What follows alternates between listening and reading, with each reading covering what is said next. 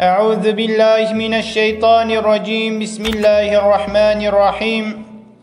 الحمد لله رب العالمين، والصلاة والسلام على رسولنا محمد الأمين وعلى آله وصحبه أجمعين.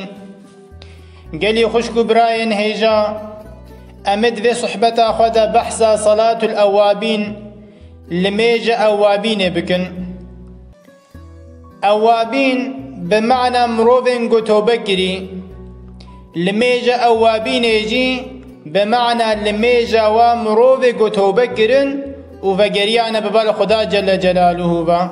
لميجا أوابين جوان لميجا قكرنا وسنتا پیغمبر خدا عليه الصلاة والسلام توصيه كريكم مروفي لميجا بكي وخير اويجي زحفة ان هندك لميجا أوابين دركعة، ان زحفه وي 20 ركعة، ان افضل وي ياغو خيرا وي هري زاف او قمروف 6 ركعة بكي. وقت كرنا لميجا أوابين پشتی لميجا مغرب دست بيدكي حيا لميجا عشاء دوام دكي.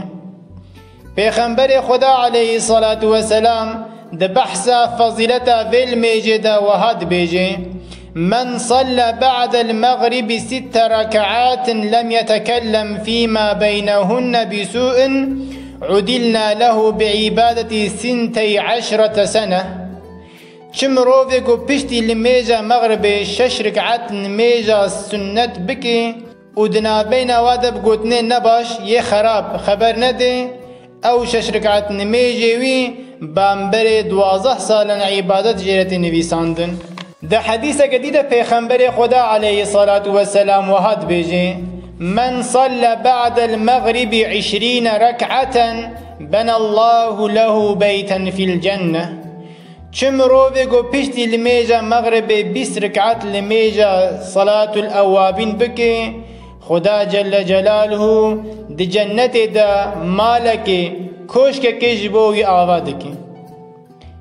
خدا جل جلاله زمتها راضي به وعملك وان بكن بقرن جبوني وجه خوا مجرياي وجقنهن بپاريزي مبرحمة خدا خلي جنت بكي آمين.